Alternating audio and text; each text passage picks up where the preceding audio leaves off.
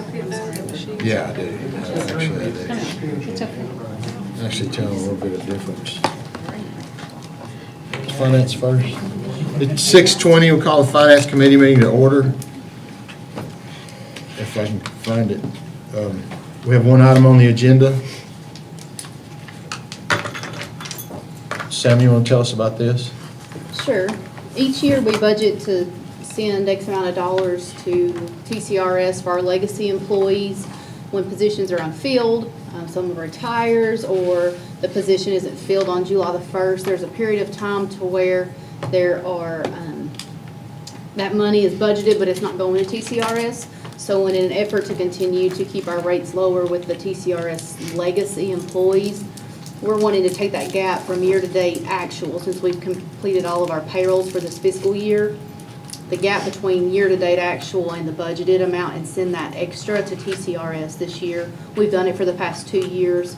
That's just throwing, this year to be about $78,000 towards that unfunded liability that has accrued over the years with TCRS. I would just like to get the explicit approval to send that money, request that invoice from TCRS and pay that down this year. Does anyone have any questions? I make a motion that we approve sending the $78,000 to TCRS. I will second that. Have a motion and a second. All in favor? Aye. All opposed? Motion carries. Thank you. Anything else come before the Finance Committee?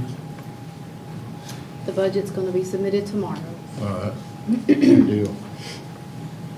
This meeting's adjourned.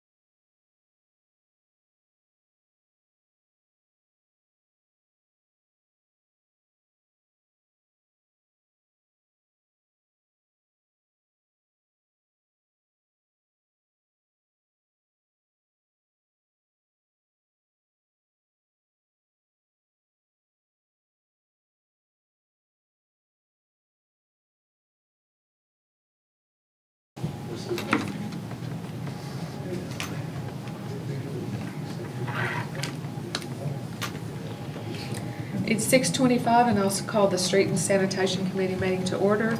The first item on the agenda is to review the bids for the new HVAC at the transfer station. And Lincoln, if you'll- Yes, we received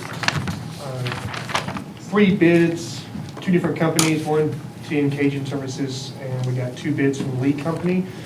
We're recommending TN Cajun Services out of Murfreesboro for $16,887. Currently, our units that we have at the transfer station is from 1991. If you thought 35 years is a long time for HVAC unit, you're correct. It doesn't work. It's about 90 degrees in there, and we're using it a lot more. The money should come from the savings that we were having from our switch to waste management. Crunching the numbers, it looks like we're saving about $10,000 a month with waste management than if we were still with capital waste services. So that seems to be what we're averaging since April 17th when we started. So about $10,000 a month in savings, $20,000 since we started, and the unit is $16,887. That sounds great. So I didn't, in my packet, I didn't see the other bid. I only saw what come in from Lee. Yes, on the page, I believe it's page 4, you'll see their bid sheet, a total bid price of $16,887. They pretty much bid out the exact same unit as Lee Company did. Lee Company did a 2-ton and 5-ton ream for $25,000. Cajun Services did the exact same thing, but they're doing it almost $10,000 cheaper. It's a big difference. It is a big difference. I'm sure they have all the documents and liabilities. Yes, they submitted those with the bid package, which it just isn't included in this packet right here. And, usually we look at the warranties on this. If you know anything about those? Yeah, the warranties were the same. The work warranty was the same, and the parts warranty were both the same.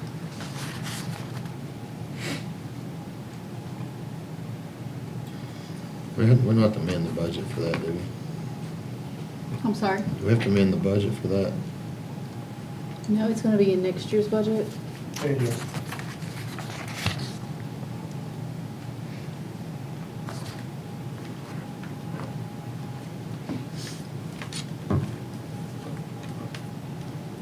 I'll make a motion to approve. I'll second it. Have a motion and a second. Any further discussion or questions?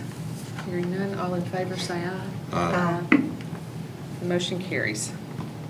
Thank you. If there's nothing else, this meeting is adjourned.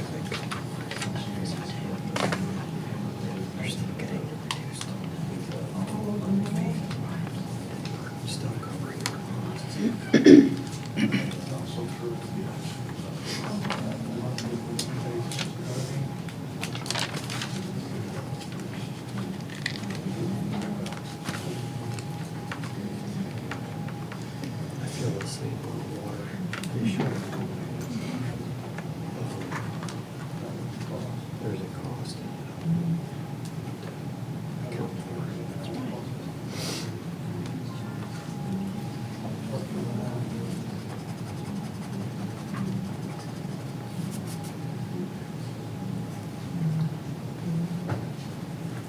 It is 6:30, and I'll call the Water and Sewer Committee meeting to order to consider new service fees for water services discontinued due to non-payment.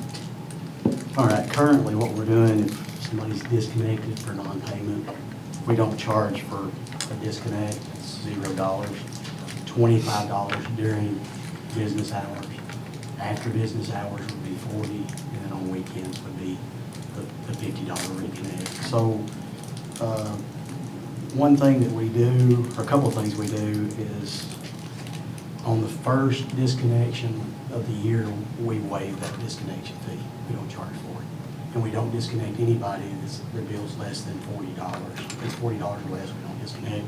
So the code actually, and how it got put in the code, it actually reads 25 to disconnect, 25 to reconnect during business hours.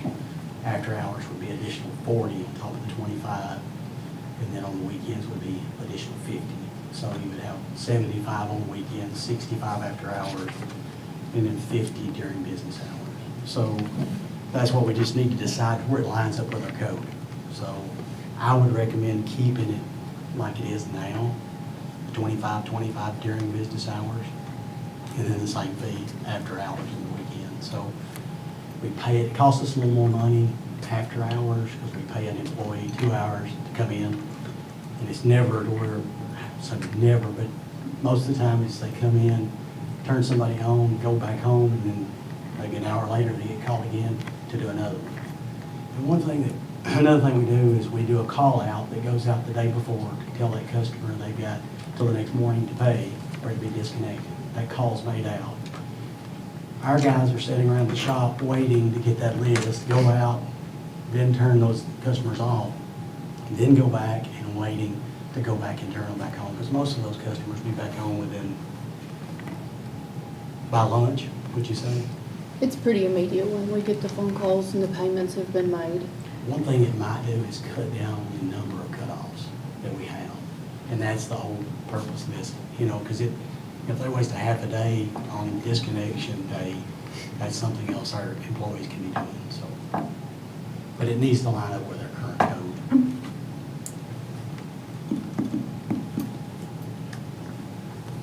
Do I hear a motion?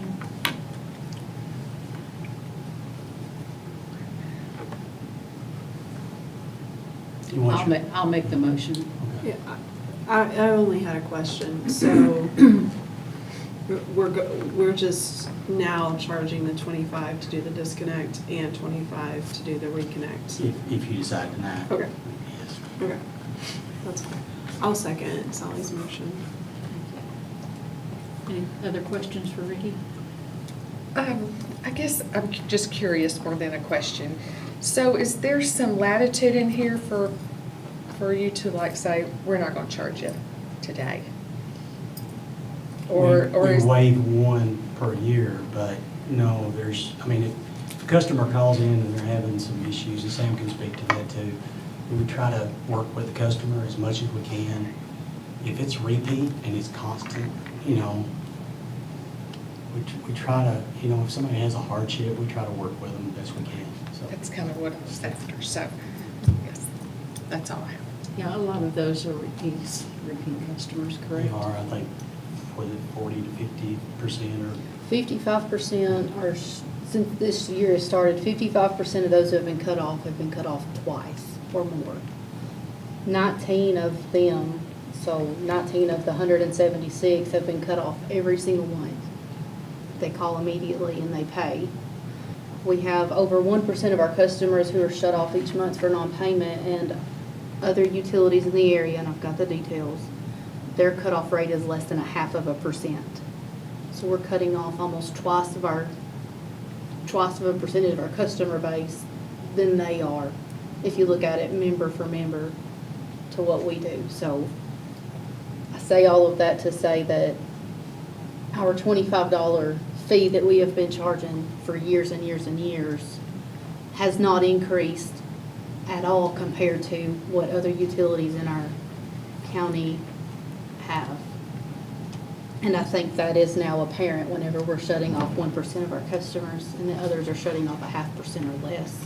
And we still do nights and weekends, most don't. After their business hours, they don't go back out and reconnect. So if you got your water disconnected Friday, 3 o'clock, and you don't get back in by 4:30, you wait till Monday to get service. So we try to, be there for our customers. We want to support our customers, but at the end of the day, we need to do what our code says. Anything else for Ricky? If not, all in favor, say aye. Aye. Motion passes. This meeting is adjourned.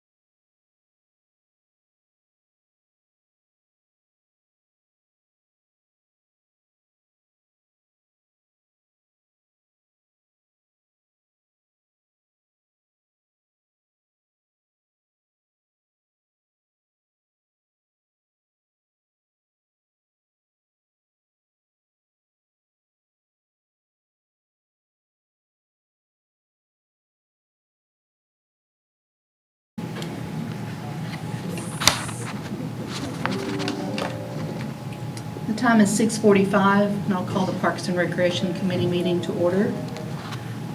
Thank you.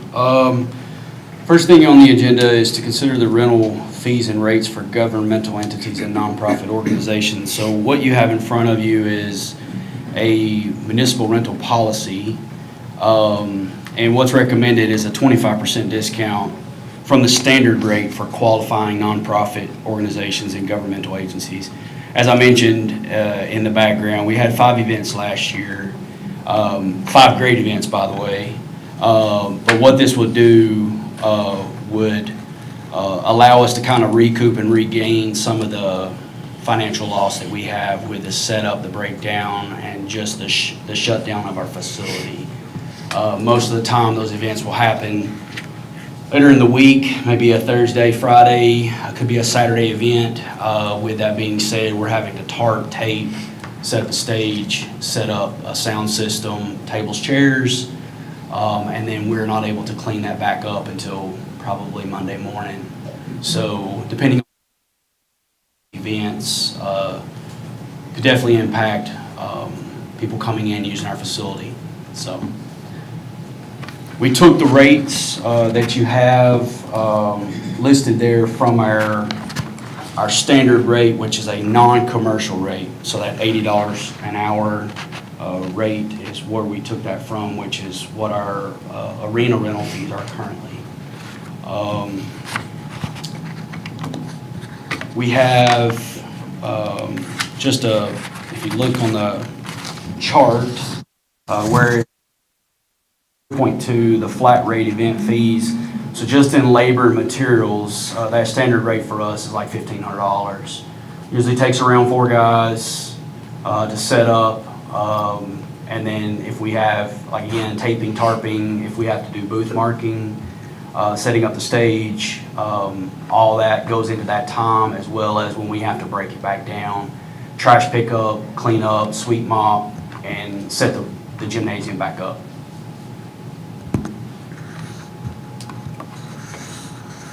Just for clarification, Absolutely. are you saying, because there are several requests that come through us for free use. So are you saying you want us to say no more free use, we'll do the reduced rate? That is what I'm asking. Okay, that's what I was trying to clarify. And of course, I did put in here that if it's non-negotiable, but if there is to be an exception, it obviously needs to come to you all for that rate if there's circumstances that can't be met. So, Question, again, to clarify, these requests would not come to this board. Right. It's covered by this policy and therefore approved by staff administratively. I would say you have significant costs that if we waive the fees completely, you're taking a pretty big hit on. How much do you think? I'm glad that you asked that question. So last year I took, based on what was requested, the time that they requested, the rental, the setup, stage, sound, tables, chairs.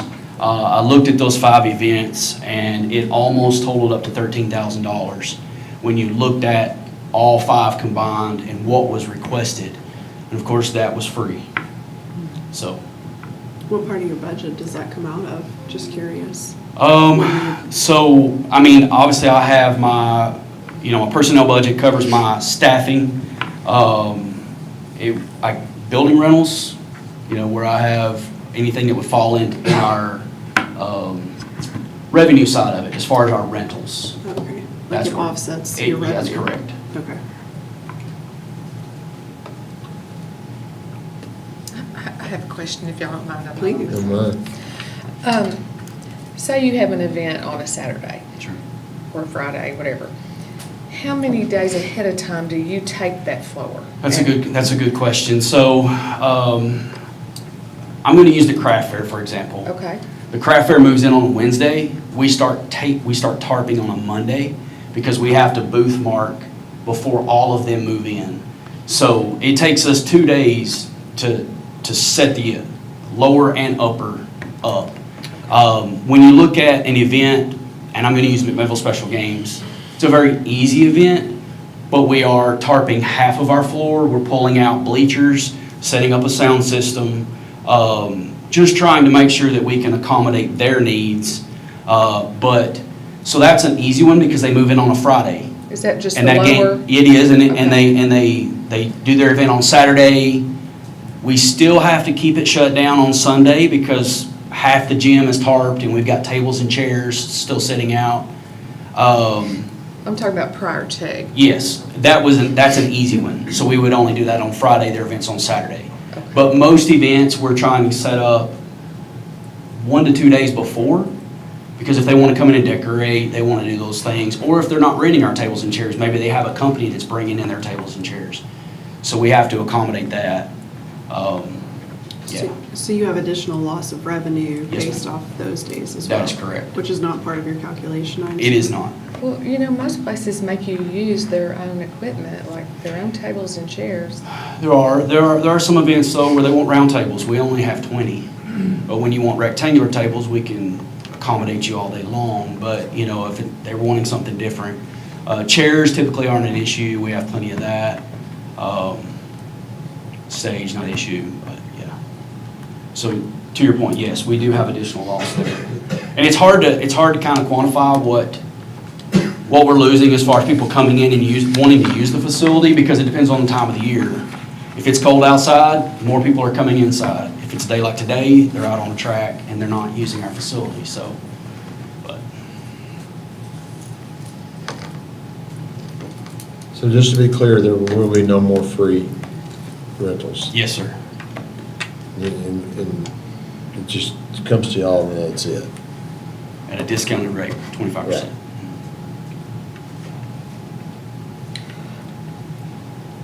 So is that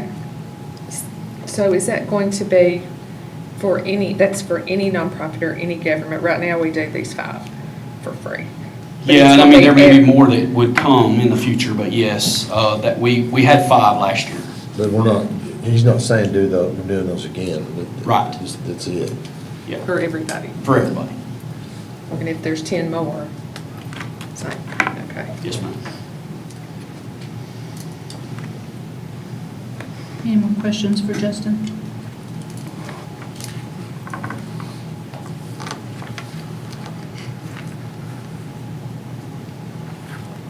So I'll make a motion that we approve the municipal rental facility policy. I'll second it. Okay, I have a motion and a second. All in favor? Aye. Aye. Motion passes. Thank you. The second item on here is discussing eliminating room and pavilion rental deposits. So Samantha had called me last week and had asked about our room rental. So we do deposits for our big events, which is a $500 refundable deposit.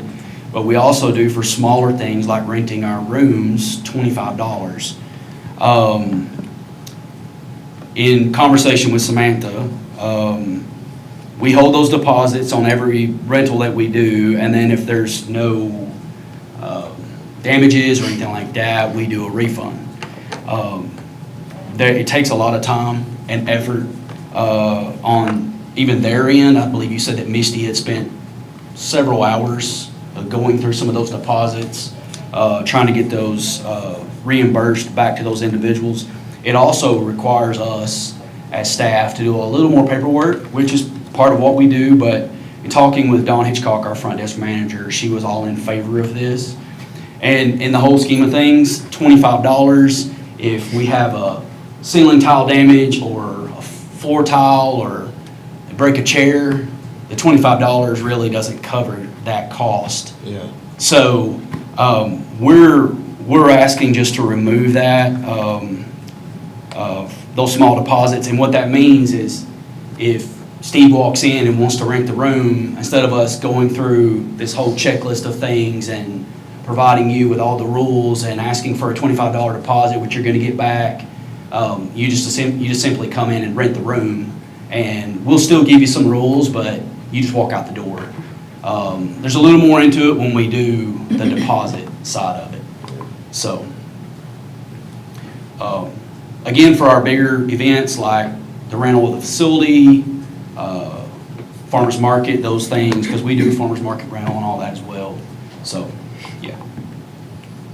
Is it often that you have damage or other incidents that you would need to keep that $25? It's a good question. So, we've been back in the facility since, 2021? We've used it twice, 2 times. So what happens after the rental, we have a facility attendant or a nighttime supervisor that goes into the room and just kind of checks and makes sure that everything is back to the way it should be. No tables are damaged, no ceiling tiles, because people were accustomed to coming in and sticking things on the walls, pulling the paint off the walls, hanging streamers from the ceiling, things like that. We've cleaned a lot of that up, but we've only had to use that twice. So not a huge impact. It's not, and it's on us to really go in there and make sure that they're doing what their part as well, and we do that. Is the banquet hall the big room where Yes, ma'am. the first room? 101, the big one, yeah. Yeah. So I think still, like you mentioned, still giving those rules, setting that expectation of, we really want everybody to be careful, and I think that'll still help. It will. I mean, we provide them 2 tables and 20 chairs and use of our facility when they come and rent. We provide the trash bags and the trash cans, and we take out the trash, and we just ask that they put things back the way it was when they found it, and that's it.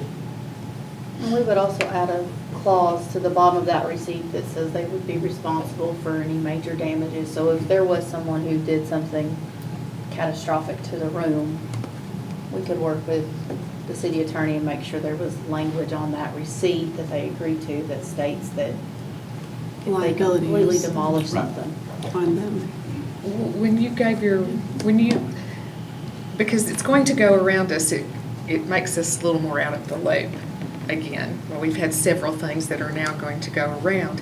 I guess we need to stay in the know about what you're having, and I guess you could do that when you give your departmental report that you had that was a nonprofit that used certain rooms and. Or upcoming. Yes, I or think- upcoming. I think she just wants to be aware, because when they ask us for free room use, then we know that it's happening, you know? Yes. But, Absolutely. yeah. Yeah. Well, I just hate to be asked by somebody in the community and I don't know anything about it. It's embarrassing, really. Yeah. So I like to know what's coming. Try to bring that up in my weekly wrap department. Okay, any other questions for Justin? What kind of percentage, like event, these are increases, I'm assuming, the rates that we're approving from what we have now? Or they, I know you're That $80 rate you're talking about? not doing deposits on some things, but Oh, yeah. the rates that are on here, Yeah, those are existing standard rates that we already have. so we're not changing them? We're not changing anything. It's just a discounted I got for you. the qualifying folks. Okay. Yeah. Yes, sir. All right.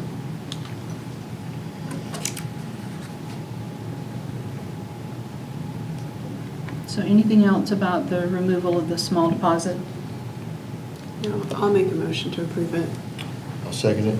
Okay, we have a motion and a second. All in favor? Aye. Aye. Motion passes. Thank you. Anything else, Justin? That's it. Thank you. Okay, the meeting adjourned.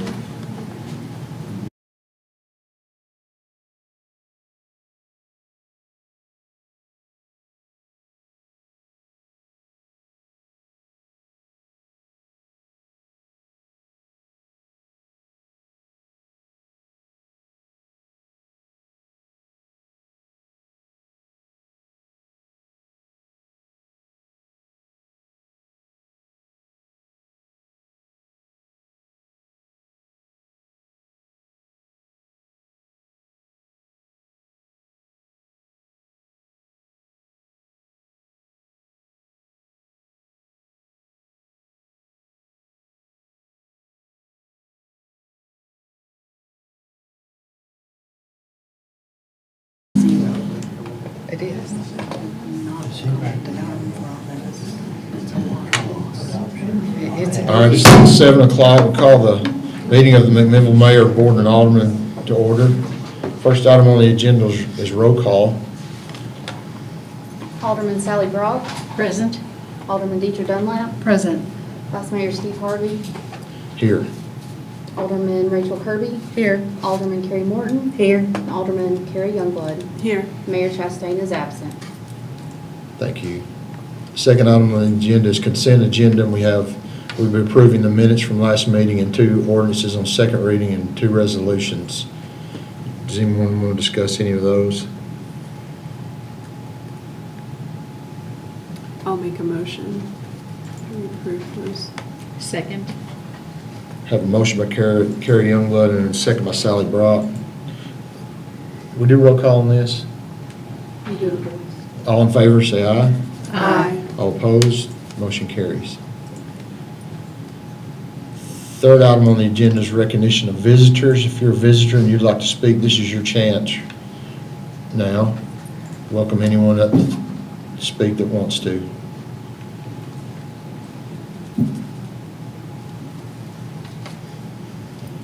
Seeing none, we'll move on to item 4, petitions. There are none. Move on to item 5, discussion items. So with this, I would like to table the Sip and Savor event decision until next meeting. We were looking, and one of the Levitt Amp series is scheduled for the 26th, so just avoiding confliction, see what we can work out there. I do want to table that one.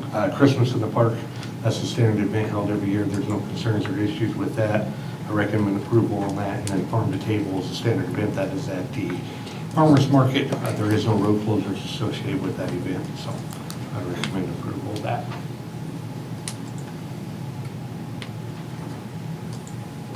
What did you say about the Sip and Savor? It's scheduled for September 26th. We have the new Levitt Amp series that Main Street Oh. Windmill's putting on it, and that is one of the scheduled nights.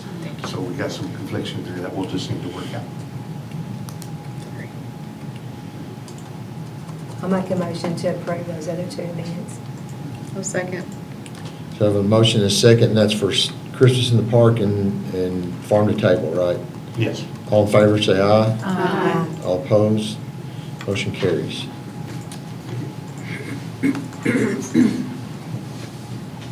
Item 6 on the agenda is an ordinance to purchase water services from Warren County Utility District. An ordinance of the City of McMinnville, Tennessee to purchase 56 water meter services from Warren County Utility District and to set the time for this ordinance to become effective. This is the first reading. This is back where we had the meeting prior, a few weeks ago, about purchasing these because Warren County Utility has a water line that's jeopardized. It's on the bridge there at Charles Creek and down below Parton Palmer's factory, so. And that was due to an accident, correct?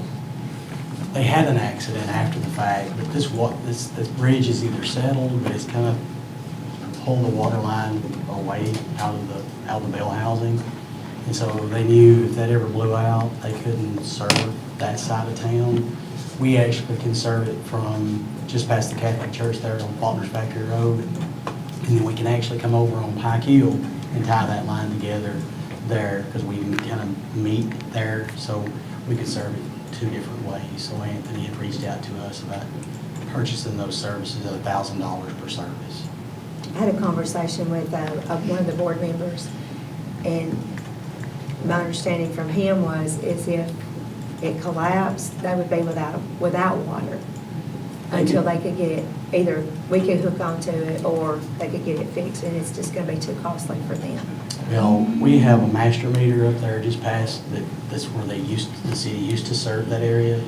So they could have actually purchased water from us, but they knew that it would be better for us to just take it over than to purchase it. Proactive rather than reactive, yes.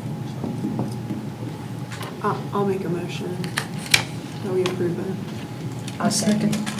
A motion by Kerry Youngblood, a second by Deidre Dunlap. Call for the vote.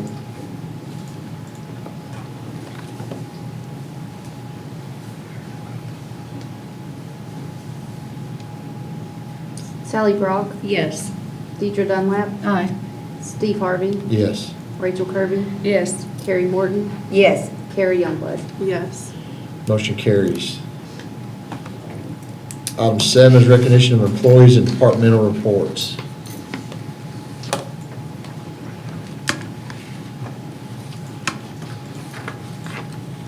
Moving on to item 8, announcements. Anyone have any announcements?